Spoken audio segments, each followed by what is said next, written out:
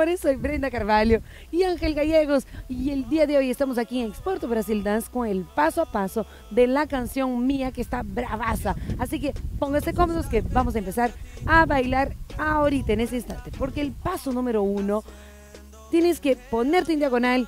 Empezamos con los bracitos a un costado porque va a subir y vamos a pisar y vamos a hacer 1, 2, 3, 1, 2, 3, 4 y 1, 2, 3, 1, 2, 3, 4, 1, 2, 3, 1, 2, 3, 4 y 1, 2, 3, 1, 2, 3, 4. Música DJ. Todos están pendientes a ti, pero tú puesta para mí, haciendo que me odien más.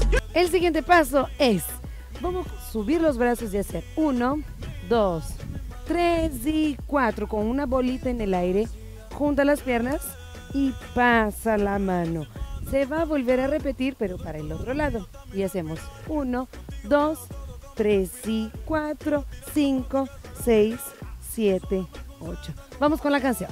Porque todos te quieren probar, lo que no saben es que no te dejas llevar de cualquiera. Ahora llegamos con el coro y el coro vamos a hacer eso. Abrimos las piernas y vamos a hacer, y haces 1, 2 y 1, 2 y 1, ja, y la cuarta paró, estira, junta, cabeza y cuerpo, pasa la mano con oliva, ¿ok? Vamos con música. Dile que tú eres mía, mía, tú sabes que eres mía, mía, tú misma lo decías cuando yo te lo hacía.